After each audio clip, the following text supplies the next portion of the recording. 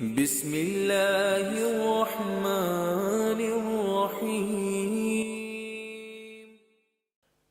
इन्नल हम्दुलिल्लाह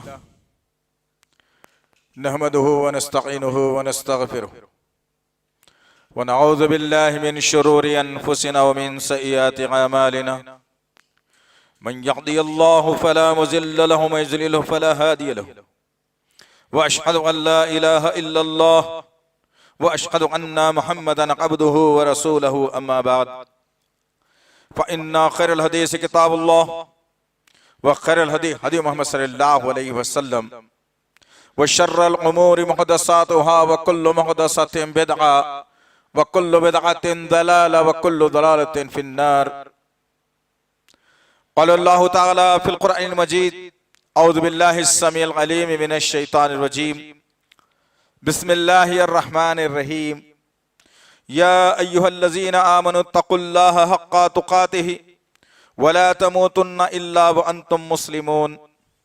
रब्बी इश्रह ली सदरी व यस्सिर ली अमरी वहलुल उक़दतम मिन लिसानी यफ़क़हू क़ौली रब्बि ज़िदनी इल्मा आमीन रब्बल आलमीन।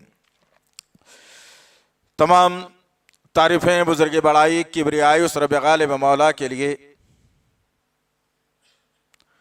जो तमाम जहानों का पालनहार मुदब्बिर मुश्किल कुशा हाजत रवा, जिसकी ज़ात में कोई शिकवा नहीं, जिसकी दानिश में कोई शिकायत नहीं, बरखता से लारैब है। दरूद व सलाम महबत वही किताब हिकमत के मालिक साहिब ताज वल मेराज व बुर्राक सल्लल्लाहु अलैहि वसल्लम पर सलाम उस पर के जिसके संग पारों ने गवाही दी, सलाम उस पर के जिसके चांद तारों ने गवाही दी, दरूद उस पर के जिसकी जिंदगी रहमत ही रहमत है, दरूद उस पर के जिसका तस्करा ऐनी इबादत है। अल्लाहुम्मा सल्लि अला मुहम्मद व अला आलि मुहम्मद कमा सल्लैता अला इब्राहीम व अला आलि इब्राहीम इन्नका हमीदुम मजीद। अल्लाहुम्मा बारिक अला मुहम्मद व अला आलि मुहम्मद कमा बारकता अला इब्राहीम व अला आलि इब्राहीम इन्नका हमीदुम मजीद। बुजुर्गों और अजीज नौजवान साथियों और पस से पर्दा सुनने वाली इस्लाम की मुअज़्ज़िज़ मोतबर ख़वातीन, ये अल्लाह का बेपनाह फजल और करम एहसान है कि अल्लाह वहदहू ला शरीका लहू ने मुसलमान घराने में पैदा फरमाया, और अल्लाह का शुक्र एहसान है कि अल्लाह वहदहू ला शरीका लहू ने इस सरजमीन के 2000 से ज्यादा बातिल मज़ाहिब से बचाकर ईमान जैसी दौलत से सरफराज फरमाया। अल्लाह का शुक्र एहसान है कि अल्लाह वहदहू ला शरीका लहू ने रब की रुबूबियत, रसूल की रिसालत और फिक्र आखिरत के लिए एक किताब कलामुल्लाह हमें इनायत फरमाई। अल्लाह का करोड़ करोड़ मर्तबा एहसान है कि अल्लाह ने मोहम्मद सल्लल्लाहु अलैहि वसल्लम जैसा नबी और रसूल इनायत फरमाया। बुजुर्गों और अजीज नौजवान साथियों और पस पर्दा सुनने वाली इस्लाम की मुअज़्ज़िज़ मोतबर ख़वातीन, इस्लाम आए हुए नहीं, इस्लाम को मुकम्मिल हुए 1450 बरस का अरसा गुजर चुका। अब सवाल यह पैदा होता है, यह उम्मत भी आखिरी, यह नबी भी आखिरी। जरूरत इस बात की है कि अल्लाह वहदहू ला शरीका लहू ने जिन जिम्मेदारियों से मुझे और आपको इस दुनिया में आखिरी में भेजा है, वो जिम्मेदारियां मैं और आप कहां तक पूरी कर रहे हैं। और फिर मुआशरा और माहौल और हालात, हमारे लिए यह कोई नई बात नहीं है। मुसलमानों को सताया जाना, मसाजिद का मिस्मार किया जाना, मदरसों का तोड़ दिया जाना, उलमाओं को जेलों में बंद किया जाना, मुस्लिम औरतों और बच्चियों के साथ गलत हरकतें करना, मुस्लिम नौजवानों को परेशान करना, अजानों पर पाबंदी लगाना, हुफ्फाज को तंग करना, नमाजों पर पाबंदी लगाए जाना, यह कोई नई बात हमारे लिए नहीं है। अजल से रहा है दुश्मन दौरे जमा हमारा, 100 बार कर चुका है तो इम्तिहान हमारा। ये कोई नई बात नहीं है। सवाल क्या है? सबसे अहम तरीन, ये जो मेरी और आपकी जिंदगी है ना, जो रस्मन गुजार रहे हैं, एतेखादन, ईमान के साथ नहीं, बल्कि एक रस्म है, बस करते जाना है। जुमा है, जल्दी मस्जिद को आना है, बस बैठना है, आधा जहन बाहर रखना है, आधा जहन अंदर रखना है, कुछ सुनना है, कुछ नहीं सुनना है, फिर निकल के बाहर जाना है, फिर वही तिजारत और कारोबार, वही दोस्ती, वही खाना पीना है। अब जबकि हालात इस मुल्क के इतने बदतरीन बना दिए गए, और ये हालात सिर्फ हिंदुस्तान की एक रियासत या एक मोहल्ला या एक खानदान के लिए नहीं, बल्कि जितने मुसलमान इस सरजमीन पर रहते और बसते हैं, सबके लिए रास्ते बंद किए जा रहे हैं। हमने देखा है ये बात भी। ये और बात है कि हमारे अंदर से एक तड़प और कसक खत्म हो गई, हमारे अंदर से एक दूसरे की मोहब्बत खत्म कर दी गई, हमारे अंदर से मोहब्बत और इख्वानियत का जो पैगाम था वह दूर कर दिया गया। हम सिर्फ मतलब परस्त और मफाद परस्ती के लिए जीने के आदी बन गए। अब जब हमारे अंदर ये हालात आ गए तो दुश्मन हमको बहुत जमाने से पढ़ रहा था, उस वक्त से पढ़ रहा था जब नबी की नबुवत चल रही थी। दुश्मन हमें उस वक्त से पढ़ रहा था जब हमारी खिलाफत चल रही थी। दुश्मन उस वक्त से हमारी तारीख पढ़ रहा था कि आइम्मा का दौर चल रहा था। दुश्मन उस वक्त से हमारी तारीख पढ़ रहा था जब मुसलमान आपस में एक दूसरे का गिरेबान पकड़ने वाले बन गए थे। और फिर दुश्मन हमारी तारीख को आज तक पढ़ता रहा कि 1000 बरस का मौका अल्लाह ने इस मुल्क में दिया था हुक्मरानी का, इन्होंने कुछ काम इस्लाम का नहीं किया। बनाया तो ताजमहल बनाया, बनाया तो कुतुब मीनार बनाया, बनाया तो लाल किला बनाया, बनाया तो कोई और इमारत बनाई, इस्लाम का काम नहीं किया। अब दुश्मन अपनी साजिश को मुकम्मल करने पर आमादा हो गया और हालात बदलते बदलते हमारे यहां तक ला दिए गए कि मसाजिद को मखफल कर दिया जा रहा है, कुफल डाल दिया जा रहा है, अजान नहीं दी जा रही है, वजू के जो है ना नल खराब कर दिए जा रहे हैं, पानी में जहर मिला दिया जा रहा है। और वो बेचारे मुसलमान तड़प के अपने घरों में जमात और नमाज का एहतमाम करते हैं तो उनको देशद्रोही का मुकदमा लगा के जेल भेज दिया जाता है। ये हालात बनते बनाए जा रहे हैं, लेकिन ये उम्मत है कि जो है अपने आप में तब्दीली लाना नहीं चाहती। यह उम्मत तब्दीली लाना नहीं चाहती। गौर करने की बात है जीज़ान मोहतरम, हालात चाहे कुछ हो, हमको वो उसवा लेने की जरूरत है जो मेरे और आपके आका मोहम्मद सल्लल्लाहु अलैहि वसल्लम ने लोगों को बताया था। आओ जरा बात को शुरू करते हैं। इंशाअल्लाह बात को शुरू करते हैं। जो हालात हमारे साथ आज बनाए गए, ये कुछ भी हालात नहीं है, इससे ज्यादा हालात तो पिछली कौमों के साथ चले, लेकिन उन्होंने कभी अपनी कमजोरी का इयादा नहीं किया, कभी उन्होंने कुछ और आपस में रस्साकशी का ऐलान नहीं किया। इस सरजमीन की सबसे पहली शख्सियत जिसको अल्लाह ने नबूवत देकर के भेजा, नूह अलैहिस्सलातु वस्सलाम। हर मुसीबत हर परेशानी के बाद क्या होने वाला है, दुश्मन समझता है कि ईमान वालों को पसपा कर दिया जाएगा, ईमान वालों को खत्म कर दिया जाएगा। लेकिन आओ कुछ नुकात देखते हैं इंशाअल्लाह, जो हमारी तारीख से जुड़े हुए हैं, हमारी शख्सियत से जुड़े हुए हैं, हमारे ईमान से जुड़े हुए हैं, हमारे अकीदों से जुड़े हुए हैं। लेकिन आज मैं और आप तमाशबीन बने बैठे हैं।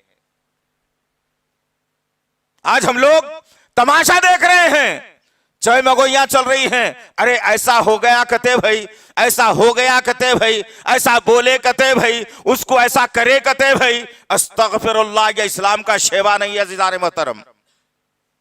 ना बुजुर्गों के लिए है, ना नौजवानों के लिए है, ना इल्म वालों के लिए है, ना गैर इल्म वालों के लिए है, बल्कि इस्लाम अमली मैदान में देखना चाहता है कि तुम कर क्या सकते हो आकर।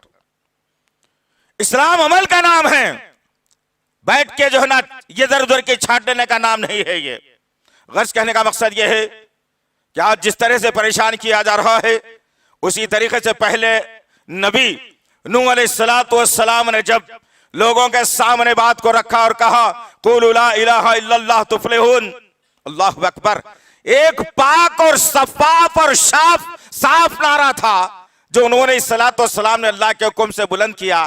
तो कौम ने क्या किया भाई? कौम ने इस्तकबाल नहीं किया, बल्कि सारे का सारा मुल्क और शहर नूह अलैहिस्सलाम की मुखालिफत में आ गया। नूह अलैहिस्सलाम तन्हा अकेले एक शहर और मुल्क का मुकाबला कर रहे हैं। अल्लाहु अकबर। ये हमको सिखाया गया। नबियों के वाकयात को कुरान में रखने का मकसद क्या है? ये कोई किस्सा और कहानी है? रात को ख्वाब देख लिया, दिन में लिख दिया, नौज़ बिल्लाह, ऐसा हरगिज़ नहीं है। ये तमाम वाकयात को अल्लाह लोहे महफूज के अंदर महफूज करके रखा था और एक के बाद दिगर वाकयात को अल्लाह के नबी के सामने रखता गया। जब जब अल्लाह के नबी के खिलाफ मामलात होते गए दुनिया के अंदर, जब जब लोगों ने नबी के खिलाफ उकसाना शुरू किया लोगों को, तो एक एक नबी के वाक़े को अल्लाह भेजता गया और नबी करीम सल्लल्लाहु अलैहि वसल्लम और आपके मानने वालों की ढारस बंधाता रहा। और इन्हीं वाक़यात को लेकर उन्होंने मामूली 313 होकर 1000 के लश्कर को धूल चटा दी थी। अल्लाहु अकबर। ये क्यों वाक़यात है ज़ीज़ाने मोहतरम?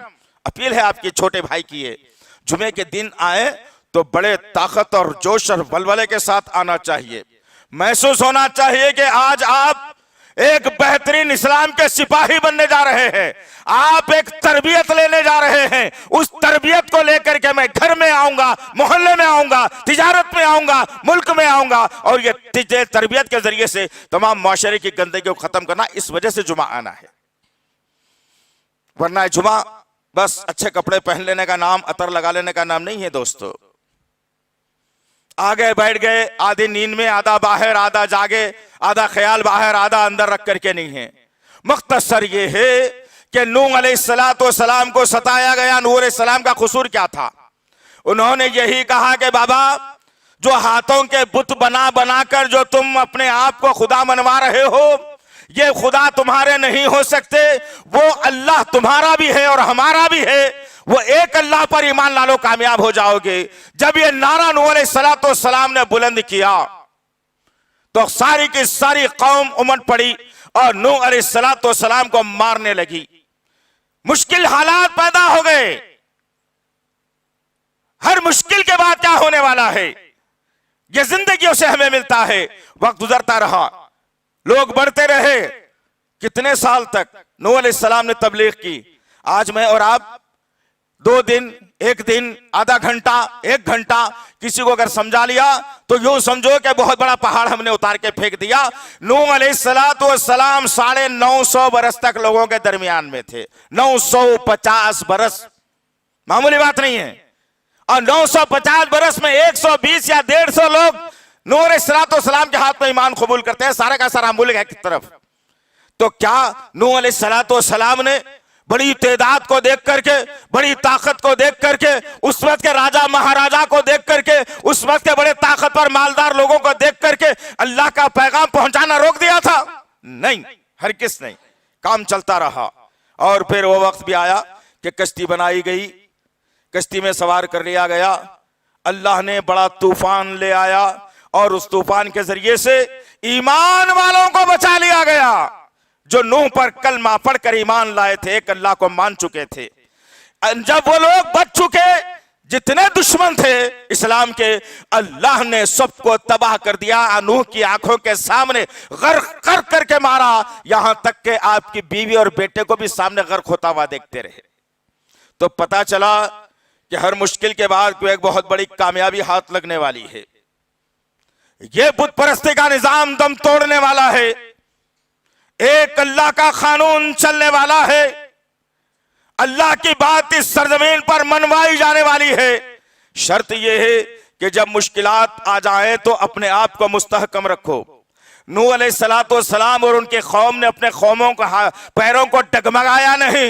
हाय अब क्या होगा, अब कैसे होगा, अब क्या किया जाए, अब क्या होगा हमारा, ये नारे बुलंद नहीं किए, बल्कि दुश्मन की आंख में आंख डालकर कलमे तौहीद पढ़ते रहे और एक अल्लाह पर ईमान लाने की दावत देते रहे ता वक्त है कि उन्हें कत्ल ना कर दिया जाए।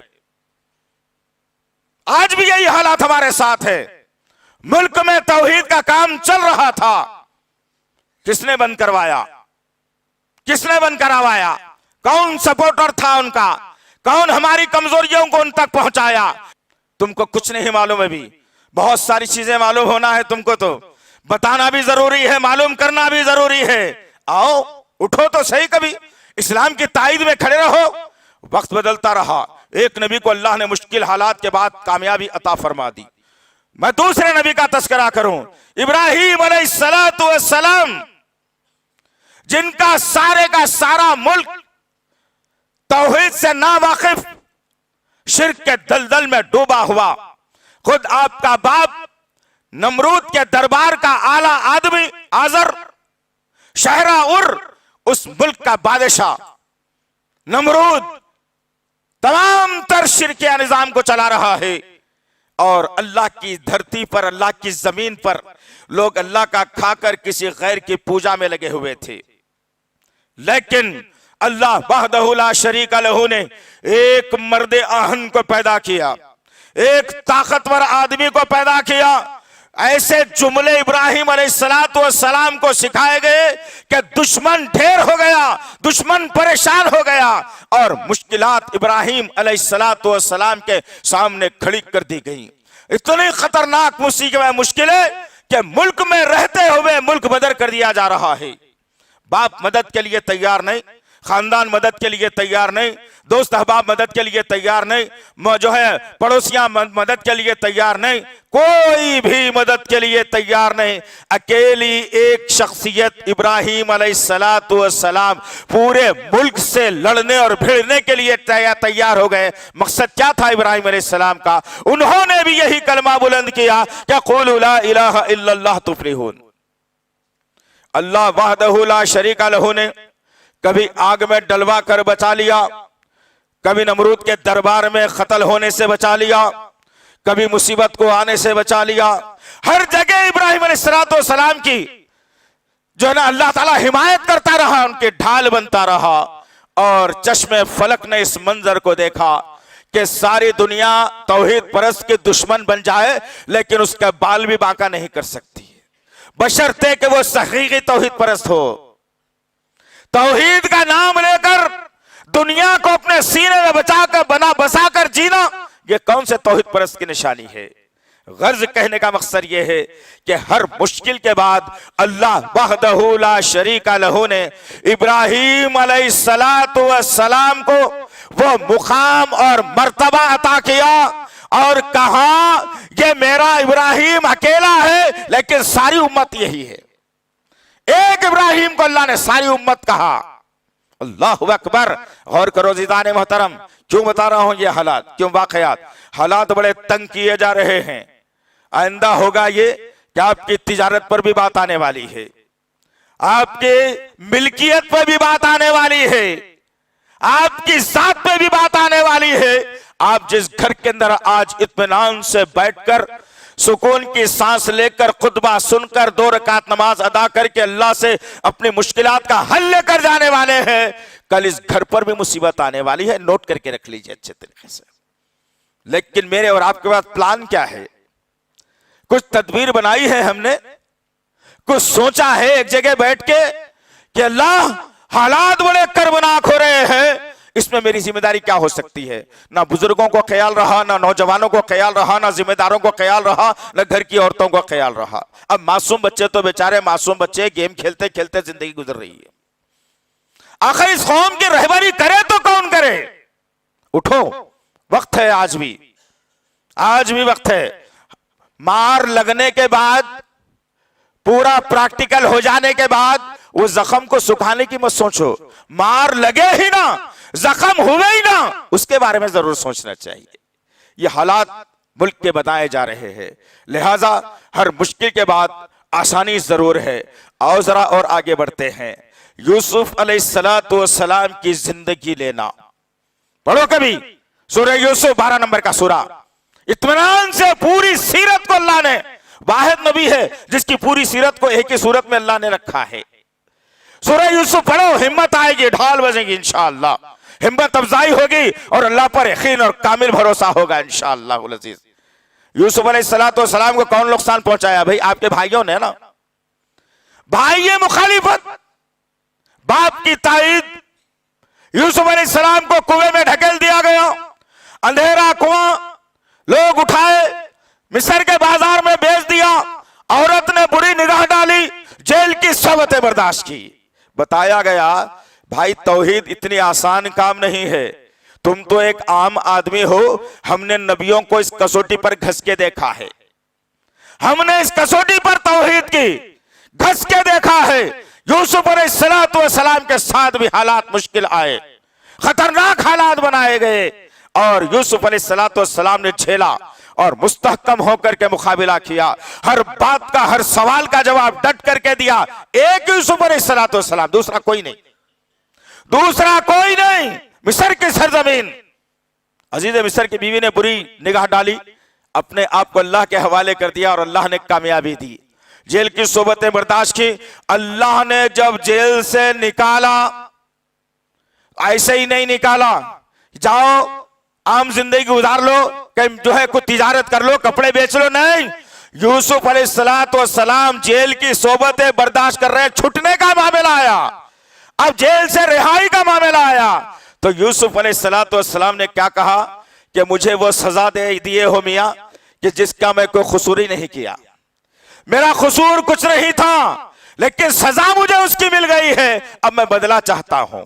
अल्लाहु अकबर, है जुर्रत, है जुर्रत। अगर पुलिस स्टेशन से कॉल आ जान दो घर पर, फिर देखना मियां की हालत क्या हो जाएगी, 2 मिनट में कितनी हालत बिगड़ जाएगी, कितने परेशान हो जाएंगे। यूसुफ अलैहिस्सलाम जेल से फरमान जारी करते हैं कि छोड़ दो, मैं तो एक दिन रिहा होऊंगा, लेकिन मेरी एक शर्त है, इस मुल्क का मुझे वजीर फाइनेंस बना दिया जाए। वजीर मालिया बादशाह ने कबूल कर लिया, और फिर यूसुफ अलैहिस्सलाम की रिहाई हुई, बड़े मुश्किलों के बाद, कुएं के अंधेरे से निकलने के बाद, मिस्र के बाजार में बिकने के बाद, और फिर अजीज मिस्र की बीवी का जो इल्जाम लगाने के बाद, ये पूरे मुश्किलात का हल निकलने के बाद यूसुफ अलैहिस्सलाम को अल्लाह जेल से निकाल रहा है। तो वो जेल से जब निकलते हैं तो मुल्क के वजीर फाइनेंस बनकर निकलते हैं, और तमाम के तमाम मिस्र का खजाना यूसुफ अलैहिस्सलाम के हाथ में दे दिया गया। ईमान वालों, घबराओ नहीं, हालात तो आते रहेंगे, हालात जाते भी रहेंगे, हालात बदलते रहेंगे, हालात का मुकाबला क्या करना है, एक कुरान मुझे और आपको सिखाता है, जिसको मैं और पढ़ते नहीं है, जिसको मैं और आप मुताला नहीं करते, जिसकी तारीख से नावाकिफ है हम लोग, जिनके वाकयात से नाबलद है हम लोग। जरूरत है इन हालात के अंदर हर घर में तर्जुमे से कुरान पढ़ने का निजाम कायम किया जाए, हर घर में कुरान पढ़ा जाए, मां बहनों बेटियों को सुनाया जाए, बच्चों को सुनाया जाए, जिनको नहीं आता कुरान सिखाया भी जाए, ताकि यह कुरान मेरे और आपके अंदर एक रूहानी पावर भर दे, एक रूहानी ताकत हमारे अंदर आ जाए इंशाअल्लाह। तो गर्ज कहने का मकसद यह है अजीजान मोहतरम, दुश्मन आज भी यही कहता है कि यह मुल्क हमारा है, तुम्हारा नहीं है। यह ख्वाब खरगोश और बिल्ली के ख्वाब में चिचड़े ही चिचड़े कहा जाता है जनरल जबान में। लेकिन सवाल यह है, तुम्हारा नाम लेकर कहा जा रहा है और तुम है कि चुप्पी साधे हुए हो। कब बोलोगे आखिर, कब उठोगे आखिर, कैसे चलोगे आखिर? याद रखना अजीजान मोहतरम, इस मुल्क की तारीख के अंदर हम हुक्मरान हैं, इस मुल्क के नौकर नहीं हैं, हम गुलाम नहीं हैं इस मुल्क के, इस मुल्क के किराएदार भी नहीं है, इस मुल्क के हाकिम हैं हम, हाकिम। जिस वक्त हमारी हाकिमियत लूटने की बारी आई थी अंग्रेजों के 200 साल जिंदगी में, तो अंग्रेजों को भगाने के लिए किसने सबसे पहले अंग्रेजों के खिलाफ लड़ाई शुरू की थी? मालूम भी है तारीख? कुछ जानते हो ये तारीख क्या है? नहीं जानते अजीजान मोहतरम। बहुत सारे मुसलमान भाई हैं, बुजुर्ग हैं, बच्चे हैं, माए बहने हैं, हमारी तारीख से वाकफियत नहीं है। इस मुल्क की आजादी अगर हुई है तो हमारे खून और पसीने से हुई है, हमारी जायदादों के बिकवाने से हुई है। हमने अंग्रेजों का मुकाबला करके इस मुल्क को फिर से मुस्तहकम किया और ताकतवर मुल्क बनाया। लेकिन कहां है आज वही अल्फाज दोहराए जाते हैं जो हर नबी के दौर में दोहराए गए थे। और मैं हूं कि बेचारा इतना लागर कि बच्चे की पढ़ाई खराब हो जाएगी, तिजारत मेरी खराब हो जाएगी, नाम मेरा बदनाम होगा, कोई और मेरा नाम कहीं ले लेगा, मेरी इमलाक को नुकसान पहुंचेगा, कहीं मैं गुर्बत की तरफ ना आ जाऊंगा, कहीं मेरा खाना पीना तो बंद नहीं हो जाएगा। हमा किस्म के सवालात तुम वक्त के आने से पहले जहनों में जमा कर लिए और फिर दुनिया में दंदनाते फिरते रहे। और आज मामला यहां तक आ गया है कि अब तुम्हारे पैरों के नीचे से जिस चटाई पर तुम बैठे वो खींची जाने वाली है। हालात तो इतने बदतरीन बना दिए गए, लेकिन उसके बावजूद बोलने के लिए हमारी जबानों में लकुनत आ गई, लखवा मार गया हमारे चेहरे पर। कब उठेंगे, कब बोलेंगे आप, कब बताएंगे दुनिया को हकीकत क्या है, कब बताएंगे दुनिया को मेरे नबी की सीरत क्या है, कब बताएंगे इस मुल्क के अंदर के तौहीद क्या होता है, कब बताएंगे कि मुसलमान की शख्सियत क्या होती है, कब बताएंगे कि मुसलमान की ताकत भी क्या होती है। आओ एक आखिरी बात बता दूं, हर मुश्किल के बाद होने वाला यही है कि अल्लाह ईमान वालों को कामयाबी से हमकिनार करने वाला है। मोहम्मद सल्लल्लाहु अलैहि वसल्लम ईसा अलैहिस्सलातु वस्सलाम के 570 या 72 साल के बाद अल्लाह वहदहू ला शरीका लहू ने मोहम्मद रसूलुल्लाह को दुनिया में भेजा। वही जिम्मेदारी दी जो पिछले नबियों को दी गई थी। नूह अलैहिस्सलाम की जिम्मेदारी नबी को, इब्राहिम अलैहिस्सलाम की जिम्मेदारी नबी को, यूसुफ अलैहिस्सलाम की जिम्मेदारी नबी को, ईसा अलैहिस्सलाम की जिम्मेदारी नबी को, मूसा अलैहिस्सलाम की जिम्मेदारी नबी को, जो तमाम अंबिया को जिम्मेदारी दी गई थी वही जिम्मेदारी मेरे और आपके आका मोहम्मद सल्लल्लाहु अलैहि वसल्लम को दी गई। जिस वक्त अल्लाह के नबी सल्लल्लाहु अलैहि वसल्लम मक्के की सरजमीन पर हैं, पूरे का पूरा मुल्क और शहर एक तरफ है, अल्लाह के नबी सल्लल्लाहु अलैहि वसल्लम की जाते गिरामी एक तरफ है। 35,000 के मजमुए को खड़ा करके मेरे नबी ने ऐलान नबूवत किया और कहा क़ुलू ला इलाहा इल्लल्लाह तुफ़्लिहून। आज क्या हो गया तुम्हें? ये कलमा तो दफन होकर के रह गया, दूसरों को बताना तो दूर की बात है, मुसलमान खुद इसका जिक्र करने से दूर हो गया। इल्ला माशा अल्लाह, कितना जिक्र करते हैं ला इलाहा इल्लल्लाह का सारा दिन में? कभी ये दिल से पूछ लेना। चलते फिरते कितना ला इलाहा इल्लल्लाह मोहम्मद रसूलुल्लाह पढ़ते हैं हम, इसका जरा दिल से जो है ना पूछ लेना कभी। अफसोस सद अफसोस, मोहम्मद सल्लल्लाहु अलैहि वसल्लम मक्के की सरजमीन पर पैगाम दिल नशीब पहुंचा रहे हैं। जो आज की साजिशें चल रही है, यही साजिशें उस वक्त में भी चली। मेरे नबी को भी ऐसे ही परेशान किया गया, पूरे मुल्क में ढंढोरा पीट दिया गया। ये आदमी हमारे खुदाओं के खिलाफ है, ये आदमी हमारे दीन के खिलाफ है, ये आदमी हमें खत्म करना चाहता है, ये आदमी हमारी हुकूमत को ऐंठ लेना चाहता है, ये आदमी बहुत ज्यादा मालदार बनना चाहता है, ये आदमी की हुक्मरानी चाहता है। तमाम तर इल्जामात मेरे आका पर लगाए गए जो आज की हुकूमत लगा रही है हमारे ऊपर। कोई नई बात नहीं है। तारीख से वक्फियत अगर है तो दिल को तसल्ली होती है कि अल्लाह जीते जी मेरे नबी की एक सुन्नत जो मुझसे छूट गई थी पूरी भी हो रही है। हिम्मत भी आती है। उसके बाद अल्लाह के नबी सल्लल्लाहु अलैहि वसल्लम अपना पैगाम दिल नशी पहुंचाते रहे। एक के बाद दिगर इस्लाम की आगोश में लोग आते रहे। मुसलमानों की तादाद मक्के की सरजमीन पर बढ़ती रही। अब जब तादाद बढ़ गई मुसलमानों की, दुश्मन ने क्या किया? इस्तकबाल किया, आपकी इज्जत और आबरू की हिफाजत की? नहीं। उस वक्त का सबसे बड़ा दहशतगर्द अबू जहल मुसलमानों के खिलाफ जुमले कसने से नहीं जो है रुकता था। उस वक्त एक था वो दहशतगर्द इस्लाम का दुश्मन जो इस्लाम और नबी और कुरान और मुसलमानों के खिलाफ जुमले कसा करता था। आज की इस पुरानी हुकूमत के अंदर बहुत सारे ऐसे अबू जहल पैदा हो गए जो अपनी जबानों को दराज करते हुए कभी कुरान पर रिमार्क लगाते हैं, कभी मसाजिद को दहशतगर्दी के अड्डे बताते हैं, कभी मुसलमानों को इस मुल्क से खारिज करने की बात करते हैं, कभी उलमाओं को जेल की सोबतें बर्दाश्त करने की बात करते हैं। वही अल्फाज, वही अंदाज, तरीक़ेकार बदल गया। गर्ज कहने का मकसद यह है जीजान मोहतरम, इन हालात में सहाबा कराम ने क्या किया, इन हालात में मेरे नबी ने क्या किया, आज वही सीरत को मुझे और आपको दोहराना, दूसरा काम कुछ भी नहीं है। गौर करने की बात है, क्या उन हालात के अंदर आप एक वाक़या या दो वाक़ये ला करके तो बता दीजिए कि अरे हालात बड़े कर्बनाक थे, अरकम बिन अरकम के मकान में नबी जमा थे, सहाबा कराम को बुलाकर चर्चे कर रहे थे, मीटिंगें कर रहे थे, अरे देखो उन्होंने आज ऐसा बोले कहते, आज उन्होंने ऐसा करे कहते, अरे उसको ऐसा नहीं करना चाहिए था। यह काम नहीं था सहाबा कराम का, यह सीरत में, सीरत रसूल में भी नहीं है।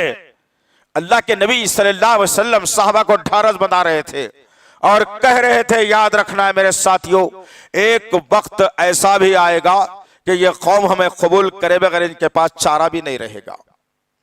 हालात बदलते रहे, 13 बरस तक अल्लाह के नबी को सताया गया।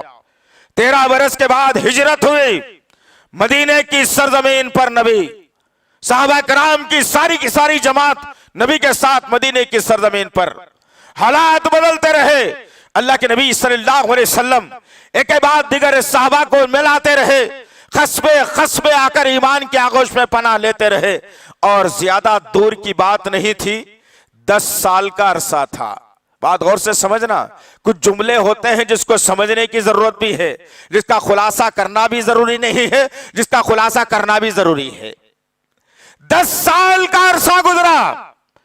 10 साल के अरसे के बाद जिस मक्के से बेइज्जत करके निकालने की प्लानिंग की थी लोगों ने, जिस 10 साल पहले जिन जालिमों ने मेरे नबी को मजबूरन मक्के से निकाला था, सहाबा को तकलीफें दी गई थी, उनकी जिंदगियों को अजीरन कर दिया गया था, लेकिन मामूली 10 साल के अरसे में अल्लाह वहदहु ला शरीका लहू ने सिर्फ काबे का अहाता ही नहीं, पूरे मक्के को नबी के कदमों में डालकर देकर के कहा है, मोहम्मद आपसे अच्छा आदमी इस मुल्क को चलाने के लिए नहीं मिल सकता।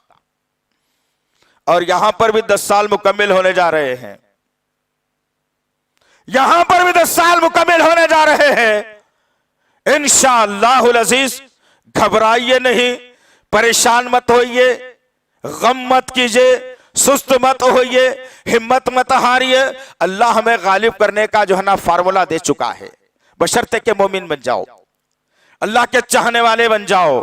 और फिर अल्लाह ने इस्लाम की वो शक्ल सूरत दुनिया के सामने पेश की कि नबी के गुजर जाने के बाद, अबू बकर सिद्दीक रज़ी अल्लाह तआला अन्हु के खिलाफत के बाद उमर बिन खत्ताब जब खलीफा बनते हैं, तो बर्रे आजम अफ्रीका इस्लाम में, अमेरिका और यूरोप इस्लाम में, ईरान इस्लाम के अंदर 24 लाख मुरब्बा गज का एक खलीफा तस्लीम करके तमाम के तमाम मुल्कों के शहरों के अंदर इस्लामी परचम लहराने लगा था।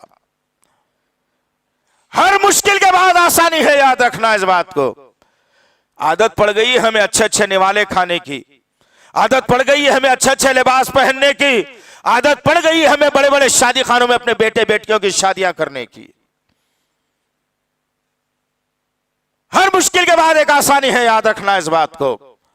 और दुश्मन अंधा होता है, दुश्मन बहरा भी होता है, दुश्मन गूंगा भी होता है।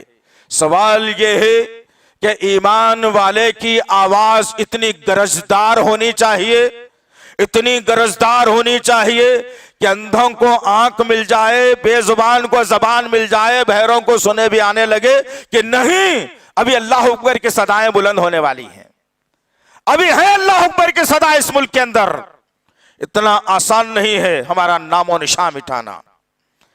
गर्ज कहने का मकसद यह है अजीजान मोहतरम, आओ इस्लाम की तरफ, बता दो हमारी इकजहती क्या होती है, हमारा इत्तेहाद क्या होता है, हमारी मोहब्बत क्या आती है, हम मुल्क से कैसे मोहब्बत करते हैं, हमारे आका ने मुल्क से मोहब्बत करने का जाविया क्या मुकर्रर किया है, अल्लाह की जात क्या है, वो कैसे मुश्किलात का हल निकालता है। कुरान पढ़ के जो है ना बताने की जरूरत है कि कुरान कैसे हमारी सीरत को बयान करता है, नबी की सीरत को बयान करता है। लेकिन अफसोस के साथ कहना पड़ता है आखिरी अल्फाजों के अंदर कि इतने सारे हालात हमारे बदल गए, इतने वाकयात हमारे तब्दील हो गए। फजर की नमाज में कितने लोग आते हैं भाई,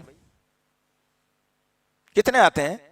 नहीं उठ सकते आप उठेंगे नहीं, बिस्तर छोड़ेंगे नहीं, लिहाफ उतारेंगे नहीं, ठंडे पानी से वजू बनाएंगे नहीं, नींद खराब करेंगे नहीं, मस्जिद में आएंगे नहीं, 2 रकात नमाज पढ़ेंगे नहीं, मेरी मुश्किलात का सारा हल निकल जाना मुमकिनात में से नहीं है, मुमकिनात में से नहीं है। आओ एक नुस्खा बयान करके अपनी बात को मैं खत्म कर दूं। अगर ऐसा बैठे बैठे तमाम मुश्किलात का हल हो जाता तो अल्लाह के नबी सल्लल्लाहु अलैहि वसल्लम को बनफ्स नफीस 180 किलोमीटर का रास्ता, आज सड़कें बनाए जाने के बाद मक्के से बदर तक 180 किलोमीटर का रास्ता, आज आपके पास गाड़ी अगर है तो 2-2.5 घंटे में पहुंच जाते हैं वहां की रफ्तार के हिसाब से। लेकिन इस रफ्तार को देखना हो तो 1450 बरस पहले जाना पड़ेगा, जहां पैदल थे, ऊंट थे और घोड़े थे, या खच्चर की सवारी या पैदल की सवारी। 180 किलोमीटर का रास्ता मेरे नबी ने तय किया एक मुश्किल के हल के लिए। आपको भी सिखाया जा रहा है, ये आपको भी बताया जा रहा है इस सीरत के जरिए से। मुश्किलात का हल निकालना चाहते हो, अपने मुकाम से निकालो। अगर अपने मुकाम से मुश्किल नहीं होती तो मुकाम बदल के मुश्किल का हल निकालो, बताया जा रहा है तुम्हें। उसके बाद जब बदर में आ गए और बदर के एक मुकाम पर जहां मचान डाली गई थी मेरे नबी के लिए, जहां सज्जा बनाया गया था मेरे नबी के लिए, आज वहां पे एक आलीशान मस्जिद तामीर कर दी गई है अल्हम्दुलिल्लाह। कभी जाना हुआ तो सिर्फ मक्के में 8 दिन, मदीने में 7 दिन, बाकी के तारीखी मुकामात से कोई हमारा लेना देना भी नहीं है। कहां मेरे नबी को पत्थर मारा गया था, कहां मेरे नबी को भूखा रखा गया था, खंदक की जंग में मेरे नबी ने क्या परेशानी उठाई थी, इन मनाजिर को कभी देखा है अपनी आंखों से? बहुत सारे पैसे हैं, ये सोचकर पैसे हैं कि भाई G+1 तो बन गया है, ऊपर का किराया तो आ रहा है, नीचे का घर बस है, G+2 3 डाल दिया तो और किराया आता जरा। अरे वो घर नहीं बना के मेरे मुसलमान भाइयों बहनों, जाओ मक्के और मदीने का सफर करके आओ उस मुल्क का, तुम फिर देखना वहां पे क्या क्या तुमको मिलेगा, ईमान की ताजगी मिलेगी। अब मुद्दे की बात है, तुम फजर को जो है मस्जिद में आ नहीं सकते, नमाज पढ़ नहीं सकते और मुश्किलात का हल ढूंढ नहीं सकते। मेरे और आपके आका मोहम्मद सल्लल्लाहु अलैहि वसल्लम बदर के मुकाम पर है। दुश्मन बड़ा चालाक और तेज और तर्रार तमाम तर हथियारों से साजो सामान के साथ है। मेरे नबी के साहबा निहत्ते हैं। अल्लाह के नबी सल्लल्लाहु अलैहि वसल्लम ने उस मचान के नीचे आए और नमाज को खड़े हो गए और फिर नमाज पढ़ने के बाद 2 रकात नमाज मेरे नबी ने पढ़ी और फिर जब सजदे में गए तो सजदे में अपने रब से मुश्किलात का हल मांग रहे हैं, कह रहे हैं अल्लाह ये निहत्ती जमात है जी, ये छोटी है ना, कमजोर भी है ये, अगर ये हार जाएगी अल्लाह कोई नाम तेरा लेने वाला नहीं रहेगा। कहां मांग रहा है मेरा नबी? नमाज की हालत में सजदे में जाकर मांग रहा है मेरा नबी और उम्मत की फिक्र में मांग रहा है कि इस उम्मत को कामयाब कर देना। अल्लाह अकबर। मेरे नबी को जरूरत पड़ गई मुश्किल के हल की तो नबी सजदे में नमाज में जाकर जो है मुश्किलात का हल तलाश कर रहे हैं और ये उम्मत ऐसी नबी के चाहने वाली है जो बगैर सजदे के मुश्किलात का हल ढूंढ रही है। मिलेगी तुम्हें? नहीं, और मुश्किलात बढ़ जाएंगे, याद रखना इस बात को। गर्ज कहने का मकसद ये है हालात बड़े कर्बनाक हैं, हालात बड़े मुखालिफ जा रहे हैं। अभी मुआफ़क़त में आने के लिए 2-4 साल दबा के मेहनत करनी पड़ेगी, तब जाकर के मुझे और आपको कुछ आसानी और आराइश मिल सकती है। हालात तो बदतरीन कर दिए गए, बना दिए गए इस मुल्क के। अब तक आपकी जायदादें खतरे में थी, अब आपकी शख्सियत खतरे में है। सोच लीजिए अब आपके हाथ में है। मैंने हिम्मत करके बहुत सारी बातों को आपके सामने रखने की जरूरत की। अब आप समझदार लोग हैं, पढ़े लिखे लोग हैं, मुझसे ज्यादा तालीम याफ्ता हैं, आप समझ सकते हैं कि मेरा इशारा क्या था और मैं क्या कहना चाह रहा हूं। इसमें आपको जो है ना सबक मिल जाएगा इंशाअल्लाह। बस इल्तिमास है, यही है गुजारिश कि अपने घरों में कुरान की तालीम का निज़ाम बनाओ, नबी करीम सल्लल्लाहु अलैहि वसल्लम पे कसरत से दरूद पढ़ो, ला इलाहा इल्लल्लाह का जिक्र कसरत से करो, अस्तगफिरुल्लाह दिन में कसरत से बेदरीग पढ़ना शुरू कर दो, तब जाके मेरा रब हमारी दुआओं को कबूल करेगा और ये मुश्किलात को जो है ना दूर करेगा। फिक्र मेरी ये रहती है हमेशा, मेरे पास भी जो है ना बीवी है, मेरी बेटियां हैं, मेरी पोतरे नवासे हैं मेरे। मैं ये सोचता हूं अपने तौर पर कि मैं गलती करा हूंगा, मेरे नवासे को क्यों कत्ल किया जाए, मेरी नवासी की इज्जत क्यों लूटी जाए, मेरी बेटी को सरेआम नंगी करके रोजों पर क्यों भगाया जाए। मेरी फिक्र तो यह रहती है कि मैं ताकतवर बन जाऊं आज, ताकि मैं इन तमाम की जिंदगियां बच जाए इंशाअल्लाह। आप भी यही सोचिए, आप भी यही सोचिए, वरना जेनोसाइड होने में ज्यादा देर नहीं है, यह भी कह रहा हूं मैं बड़ी जिम्मेदारी से। जेनोसाइड होने में देर नहीं लगेगी। सेम म्यांमार के हालात हिंदुस्तान की सरजमीन पर पैदा कर दिए गए, और किसी वक्त भी तुम्हारी नस्ल कशी हो सकती है। और क्या बोले, इससे ज्यादा बातें बहुत हैं, वक्त नहीं है। अल्लाह से दुआ है कि अल्लाह वहदहु ला शरीका लहू हम तमाम को एक बनाए और नेक बनाए। या अल्लाह, जो डर और खौफ के माहौल में हम जी रहे हैं, या अल्लाह, या अल्लाह, या अल्लाह तुझसे डरने वाला बना मेरे पाक परवरदिगार। या अल्लाह, जैसा तेरे से डरने का हक है वो डर हमारे सीनों में पैदा कर दे मेरे अल्लाह। या अल्लाह, हम इस्लाम इस मुल्क का एक हिस्सा है मेरे गफूर रहीम, उस हिस्से को काटने की जुस्तजू चल रही है, फिक्र चल रही है। या अल्लाह, तू अपने फजल और करम से इस्लाम की लाज को बचा ले मेरे पाक परवरदिगार। या अल्लाह, हमारी बेटियों की इस्मतें तार तार होने से बचा ले मेरे अल्लाह। या अल्लाह, हमारे मासूमों पर जुल्म होने से बचा ले मेरे अल्लाह। इस मिल्कियत को मैंने खून पसीना बहा करके बनाया है अल्लाह, उसको नुकसान होने से बचा ले मेरे अल्लाह। या अल्लाह, मसाजिद को वीरान होने से बचा ले अल्लाह, मदारिस को टूटने से बचा ले अल्लाह, हुफ्फाज की तादाद में इजाफा फरमा अल्लाह, उलमाओं की तादाद में इजाफा फरमा अल्लाह, मुअज्जिनीन की हिफाजत फरमा अल्लाह, इमामों की हिफाजत फरमा अल्लाह, दाइयों की हिफाजत फरमा अल्लाह। इस मुल्क में होने वाली हर साजिश को अपने रहमत और अपने फजल और करम से खत्म फरमा मेरे पाक परवरदिगार। इस्लाम का बोलबाला फरमा मेरे पाक परवरदिगार, शिर्क का खातिमा फरमा मेरे पाक परवरदिगार। जो साजिशें कर रहे हैं अल्लाह, उनकी साजिशों को उन पर उलट दे मेरे गफूर रहीम। या अल्लाह, जो मुखालिफतें कर रहे हैं मुखालिफतों को उन पर उलट दे मेरे पाक परवरदिगार। मसाजिद से 5 वक्त की अज़ान को हमेशा बुलंद फरमा मेरे गफूर रहीम। हमारे माँ बाप की खिदमत करते हुए जन्नत पे जाने वाला बना मेरे पाक परवरदिगार। या अल्लाह, एक है तो उनकी खिदमत करके जन्नत पे जाने वाला बना दे अल्लाह। किसी वजह से उनकी खिदमत नहीं कर सके, दोनों भी इस दुनिया में नहीं है, तो अल्लाह उनकी खबरों को नूर से भर दे मेरे पाक परवरदिगार। अरवट करवट उन्हें चैन सुकून अता फरमाए मेरे पाक परवरदिगार। हमारी नमाजों को कबूल फरमा, हमारे सदका खैरात को कबूल फरमा, हमारे जिक्र अस्कार को कबूल फरमा, हर रुकू और सजदे को कबूल फरमा। या अल्लाह, हर नेक काम को कबूल फरमा। तुझको तेरे तमाम नामों और सिफात का वास्ता है, हमारी दुआओं को कबूल फरमा, हमारी दुआओं को कबूल फरमा, हमारी दुआओं को कबूल फरमा। रब्बना तक़ब्बल मिन्ना इन्नका अंतस समीउल अलीम व तुब अलैना इन्नका अंतत तव्वाबुर रहीम। व सल्लल्लाहु तआला अला खैर खल्क़िहि मुहम्मद व अला आलिहि व सहाबी अजमईन बिर्रहमतिका या अरहमर राहिमीन वल्हम्दुलिल्लाहि रब्बिल आलमीन। मज़ीद उलमा और मुक़र्रिरीन के बयानात सुनने के लिए हमारे YouTube चैनल को सब्सक्राइब कीजिए। जज़ाकल्लाह।